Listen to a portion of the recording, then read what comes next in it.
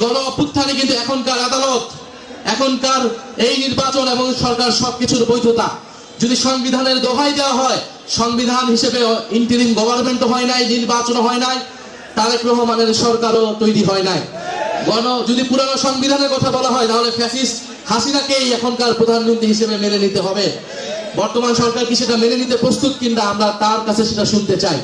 ফলে অযথা জল ঘোলা করবেন না। আপনারা জানেন বাংলাদেশে এখন কি হচ্ছে। আপনারা গণভোটে সবাই কি হ্যাঁ এর পক্ষে ছিলেন না?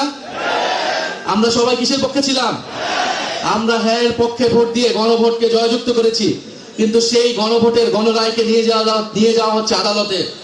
গণভোটের বৈধতাকে প্রশ্ন করা হচ্ছে আদালতে। আমরা কি সেটা মানবো না। যদি জনগণের রায়কে আদালতে নিয়ে যাওয়া হয় তাহলে আমাদেরকেও রাজপথে যেতে হবে। কথা খুবই পরিষ্কার। আমরা জুলাইয়ের মতো স্লোগান দিতে চাই না, হাইকোর্ট না রাজপথ, কিন্তু এই স্লোগান দিতে আমাদেরকে বাধ্য করবেন না।